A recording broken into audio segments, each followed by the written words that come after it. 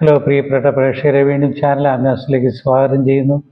തിരുവെഴുത്തുകളിലൂടെ എന്ന ടോപ്പിക്കിൽ മറ്റൊരു സബ്ജക്റ്റ് എടുക്കുന്നത് ആത്മീക വളർച്ച, ഒന്നാം ഭാഗം. കർത്താവ് പറഞ്ഞു, ഞാൻ നല്ല ഇടയനാണ്. നല്ല ഇടയൻ ആടുകൾക്ക് വേണ്ടി തൻ്റെ ജീവനെ കൊടുക്കുന്നു. യോഹന്നാന്റെ സുവിശേഷം 10-ാം അധ്യായം വരുന്ന വാക്യമാണ്. നല്ല ഇടയനാകുന്നു എന്ന് പറഞ്ഞ ശേഷം പറഞ്ഞത് ഞാൻ വാതിലാകുന്നു എന്നും കൂടിയാണ്. ഒരു വാക്യത്തിൽ ഒന്ന് രണ്ട് വാക്യങ്ങളായി രണ്ട് സ്റ്റേറ്റ്മെന്റ്. ആദ്യം പറയുന്നു നല്ല ഇടയനാണ്, രണ്ടാമത് പറയുന്നു ഞാൻ നല്ല വാതിലാകും. നല്ല ഇടയൻ ഏത് സമയത്തും എപ്പോഴും മുൻവാതിൽ വഴി, അതായത് പ്രമാണം വഴി ഉപദേശിക്കുമ്പോൾ കള്ളൻ ഇടയന്മാർ, കള്ളപ്രവാചകന്മാർ തെറ്റാ വഴി കൂടെ പുറകിലൂടെ വന്ന് ജനത്തെ ഭ്രമിപ്പിച്ച് ഇളക്കിപ്പിച്ച് ഭൗതികതയുടെ വിശാല ലോകത്തേക്ക് എത്തിക്കുമ്പോൾ കർത്താവ് നമുക്ക് ഉദാഹരണം പറഞ്ഞത് ഞാൻ നല്ല ഇടയനാകുന്നു. നല്ല ഇടയൻ തൻ്റെ ആടുകൾക്ക് വേണ്ടി ജീവനെ നൽകുന്നു. എല്ലാ ആടുകൾക്കും വേണ്ടി ജീവൻ നൽകാമെന്ന് കർത്താവ് പറഞ്ഞില്ല. തൻ്റെ ആടുകൾ തൻ്റെ ശബ്ദം കേൾക്കുകയും അവ തന്നെ പിന്തുടരുകയും ഞാൻ അവയ്ക്ക് മേച്ചൽപ്പുറം കണ്ടെത്തുകയും ചെയ്യും എന്ന് പറയുമ്പോൾ തന്നെ അതിൻ്റെ നേർവിപരീതമായിട്ടാണ് കർത്താവ് പറഞ്ഞ നല്ല ഇടയനാണ്. നല്ല ഇടയൻ്റെ ഉത്തരവാദിത്തങ്ങളൊക്കെ കർത്താവ് തെളിയിക്കുമ്പോൾ ഇതിന് മറുവശത്ത് ആടുകളുടെ വേഷം ഇട്ട കള്ളച്ചെന്നായ്ക്കൾ. ഒരു ക്ലാസ്സിൽ നമ്മുടെ സാജിമതി സാർ പറഞ്ഞതിനെ ഞാൻ അങ്ങനെ തന്നെ അത് കോട്ട് ചെയ്യുകയാണ്. അദ്ദേഹത്തോട് സ്നേഹത്തോടും ബഹുമാനത്തോടും അദ്ദേഹത്തിൻ്റെ പേര് പറഞ്ഞുകൊണ്ട് അദ്ദേഹം പറഞ്ഞത് ഇങ്ങനെയാണ്: ഒരു കാട്ടിൻകൂട്ടത്തിലേക്ക് ഒരു ചെന്നായി അല്ലെങ്കിൽ കുറുക്കൻ വന്നാൽ ആടുകൾ അവയെ ശ്രദ്ധിക്കുക മാത്രമേ ഉള്ളൂ, അതിനെ കടിച്ചിനമില്ല. കാരണം ആട് ലളിത ജീവിയും സസ്യബുക്ക് ആയതുകൊണ്ട് ഈ ചെന്നായെ കുറുക്കനെ അവർ ശ്രദ്ധിക്കുമെങ്കിലും ഒന്ന് ഉപദ്രവിക്കാനോ തൊട്ടു നോക്കാനോ പോവുകയില്ല. നേരെ തിരിച്ചാണെങ്കിൽ ഒരു ചെന്നായിക്കൂട്ടത്തിലേക്ക്, കുറുക്കൻ്റെ കൂട്ടത്തിലേക്ക് ഒന്നല്ലെങ്കിൽ രണ്ട് ഒറ്റ തിരിഞ്ഞു പോയ ഒരു ആട്ടിൻകുട്ടി, അത് മുട്ടനാകട്ടെ, ചെമ്മരിയാടാകട്ടെ, കോലാകടാകട്ടെ, എന്തുമാകട്ടെ, ഒന്ന് ചെന്ന് കഴിഞ്ഞാൽ നിമിഷ നേരം കൊണ്ട് അതിൻ്റെ കഥ ഉണ്ടാവും. എന്നാൽ അങ്ങനെ പോയി എത്തിയ ഒരു ആടിനെ നോക്കി ചെറു കുറുക്കന്മാരും കുറുക്കത്തികളൊക്കെ ഇങ്ങനെ വളരെ ടേസ്റ്റായുള്ളൊരു ഭോജ്യം ഞങ്ങളുടെ ഇടയിലേക്ക് വന്നല്ലോ എന്ന് ഭാഗ്യം ഓർത്ത് ഇങ്ങനെ ഓർക്കുമ്പോൾ തലമൂത്ത നേതാവായിരിക്കുന്ന കുറുക്കൻ പറഞ്ഞു, മക്കളെ, ഇപ്പം നിങ്ങൾ അതിനെ തിന്നണ്ട.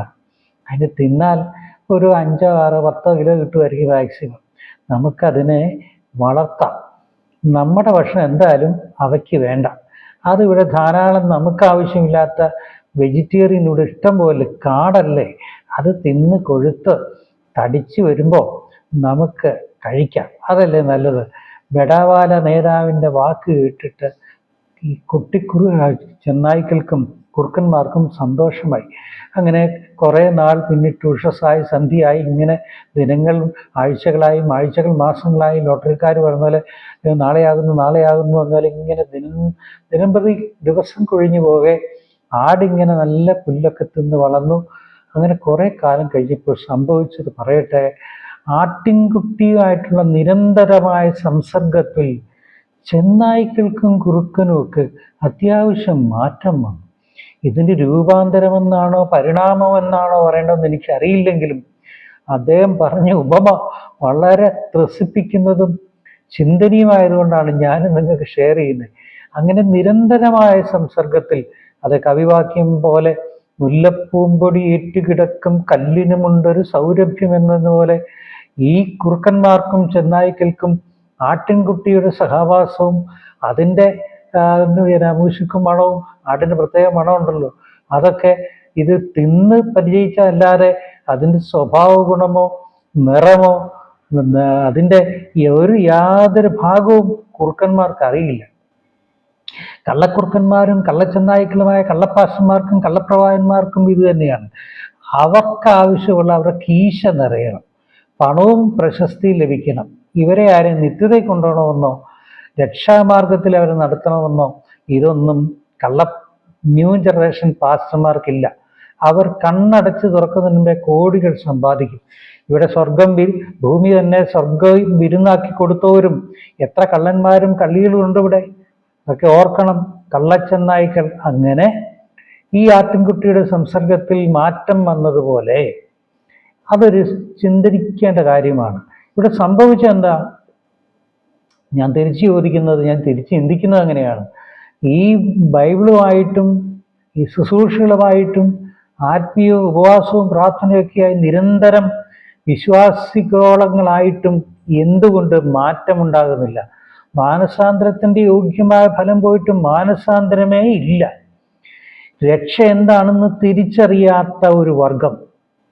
ബൈബിൾ ഞങ്ങളുടെ സ്വന്തമാണ്, ബൈബിൾ ഞങ്ങൾ അരച്ചു കുടിച്ച് ജീവിക്കുന്നവരാണ്, ബൈബിൾ ഇല്ലാതെ ഞങ്ങൾക്ക് ജീവിതമില്ലെന്ന് അഘോരാത്രം വിളംബരം കൺവെൻഷൻ വേദിയിലും എല്ലായിടത്തും കൊട്ടിഘോഷിക്കുന്ന പെന്തക്കോസ്തുകാരെ, ഞാനും നിങ്ങളും വചനത്തിൽ നിന്ന് വിട്ടുമാറിപ്പോയി, ഉപദേശത്തിൽ നിന്ന് പണ്ടേ അയഞ്ഞുപോയി. ഓരോ സഭയും ഓരോ തരം ഉപദേശങ്ങളായി. കുരിശ് വേണ്ടാത്തവർ കുരിശ് ചുമക്കാൻ കോറി. ആഭരണം വിലക്കിയവർ ഇപ്പം ആഭരണം ഇടാൻ തുടങ്ങി. രോഗശാന്തി വരം പറഞ്ഞ TPM-കാർ അതില്ലാതാക്കി. എന്തൊക്കെയായിരുന്നു അത്ഭുതം! രോഗശാന്തി ശുശ്രൂഷയും വചനപ്രഘോഷവും ഒന്നും ഇന്ന് രോഗശാന്തിയില്ല, രോഗവുമില്ല. ഇല്ലാത്ത ഞാട്ടം എനിക്കറിയാൻ മേല. ഇതൊക്കെ കാലങ്ങൾ മാറിപ്പോകെ ഉപദേശത്തിന് സ്ഥിരതയില്ലാതെ, വിശ്വാസികൾക്കും സ്ഥിരതയില്ലാതെ, ഞാൻ ചോദിക്കുന്നത് വീണ്ടും മുൻ എപ്പിസോഡിൽ ചോദിച്ച പോലെ, എന്തിന് ഈ കൂട്ടത്തിൽ നിൽക്കുന്നത്? ശ്രേഷ്ഠമായ നിലയിൽ നൂറ്റാണ്ടുകൾ പഴക്കമുള്ള ഇല്ലേ? വിട്ടു പോന്നതിനെ തള്ളിക്കളഞ്ഞിട്ട് പിന്നെയും പോകാതെ നാം വചനത്തിലേക്ക് മടങ്ങി വരാം, ക്രിസ്തുവിലേക്ക് മടങ്ങി വരാം. ക്രിസ്തു പറഞ്ഞു, ഞാൻ നല്ല ഇടയനാകുന്നത് പോലെ തന്നെ ഞാൻ നല്ല വാതിലുമാണ്. ഈ വാതിലൂടെ അകത്ത് വരികയും പുറത്തു പോവുകയും ചെയ്യുന്നവൻ നല്ല മേച്ചൽപ്പുറം കണ്ടെത്തുകയും പുഷ്ടിയുള്ളത് കഴിക്കുകയും ചെയ്യും. ഇത് തൃപ്തി പ്രാപിക്കാൻ തക്കവണ്ണം വചനം, നിർമ്മലമായ വചനം, തേനിലും തേൻകട്ടയിലും മധുരമായത് വിളമ്പിക്കൊടുക്കാനുണ്ടെങ്കിലും ഇതൊന്നും ആർക്കും വേണ്ട. ചർച്ചഗോഡ് ഫുൾകോസും വേണ്ട, IPCക്കും വേണ്ട, ഷാരോനും വേണ്ട, ആർക്കും വേണ്ടാത്ത ഒരു ബൈബിൾ. നേതൃത്വത്തിന് വേണ്ട, മൂപ്പന്മാർക്ക് വേണ്ട, മൂപ്പത്തികൾക്ക് വേണ്ട, വിശ്വാസിക്ക് വേണ്ട, ഇടയന് വേണ്ട, ആടിന് വേണ്ട. പിന്നെ ആർക്ക് വേണം ഇടയനെ? ആർക്ക് വേണം വാതിൽ? അവനവൻ നിർമ്മിച്ചു വെച്ചിരിക്കുന്ന വാതിലിലൂടെ തനിക്കിഷ്ടമുള്ളവരെ ചേർത്ത് സ്വർഗത്തിൽ കൊണ്ടുപോകാൻ ഒരു പുതിയ സ്വർഗം സൃഷ്ടിക്കുന്നവരെ നിങ്ങൾക്ക് അയ്യോ കഷ്ടം. എന്നാൽ എന്ത് പറയണം?